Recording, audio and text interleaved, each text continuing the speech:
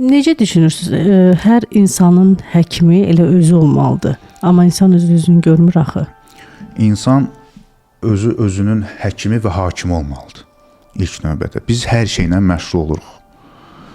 Telefonumuzla, geyimimizlə, nə bilim, gigiyenik vasitələrimizlə, hər şeylə, nə bildiyiniz, yəni hər bir şeylə məşğul oluruq. Bir dənə bizim bu can sağlığına gələndə bizim canımız çıxır. Biz özümüzdən məşğul olmuruq, istəmirik, ən axıra saxlayırıq. Gözləyirik ki, bıçaq sümüyə dirənsin, sonra da gedək xalatlara müraciət eləyək ki, gəlin bizi xilas eləyin. Bir şey başa düşmək lazımdır ki, insan özü-özünün xilaskarıdır. Necə? İnsan təbii dünya görüşünə malik olmalıdır. Mən həmişə dediyim bir söz var. Meşədə siz nə banka, nə klinikaya rast gələnmərsiniz. Amma orada nə kasıb heyvan var, nə də xəstə heyvan. Onlar bilirlər, təbii yolla yaşayırlar və onlar heç vaxt, belə deyim də, bir keyf görmərsiniz.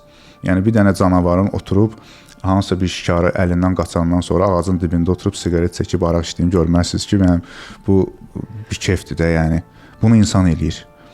Sadəcə insan o qədər iradə azadlığı verilib ki, insana. İnsan özünü o iradə azadlığını müsbət yöndə yox, mənfi yöndə inkişaf elətdirib. Hər şeydən şikayətçi, hər şeydən narazı və bu narazılıqlar da o ruhu sıxır. Çünki ruh bizi bu bədənin sponsorudur, belə deyək, prodüseridir, layihəçisidir. Bizə belə deyim, bütün şəraiti yaradıb ki, biz təcrübə toplayaq. Bizim ruhumuz bizim müsbət emosiyalarımızdan qidalanır. Əvəzində enerji verir.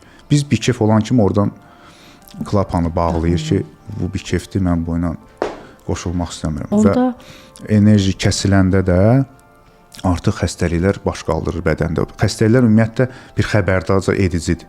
Yəni, hansısa bir insan çox ağır xəstələnməyi birdən-birə olmur. Bu uzun illərin yanlışları yığılır, axırda gəlib bir şey çıxır. Və biz düşürük yenə də maddi tərəfin üstünə ki, buradan həll eləyim buna. Məsələ orada təmin mən dediyim 90% tərəfdədir, ruh tərəfdədir.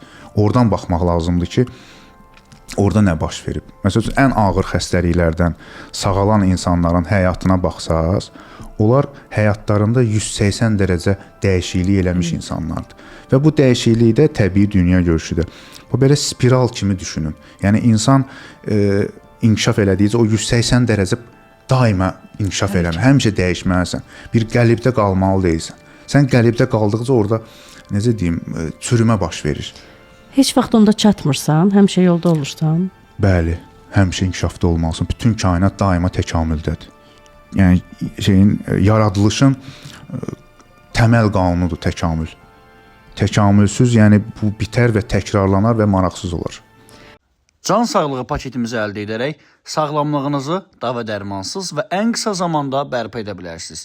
Ətraflı məlumatı videonun açıqlamasından oxuyun.